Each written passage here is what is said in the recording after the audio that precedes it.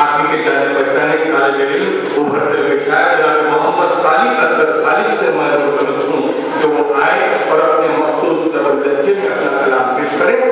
मोहतरम मोहम्मद सालिक असगर सालिक साहब।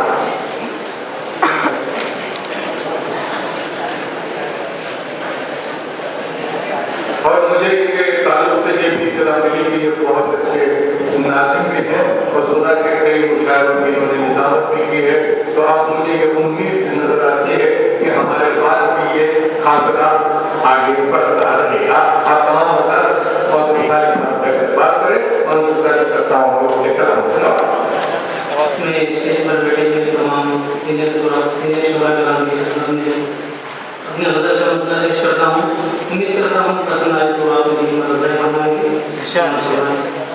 आंखें मलते क्या से क्या हो गया, आंखें मिलते ही क्या से क्या हो गया,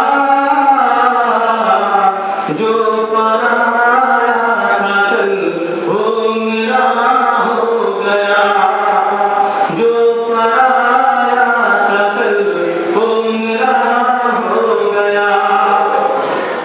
अपने दोस्तों के खिदमत में एक शेर पेश करता हूँ।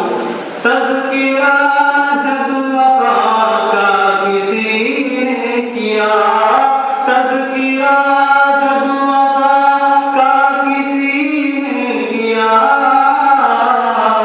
नागहां ज़ख्म दिल फिर हरा हो गया, नागहां ज़ख्म दिल फिर हरा हो गया।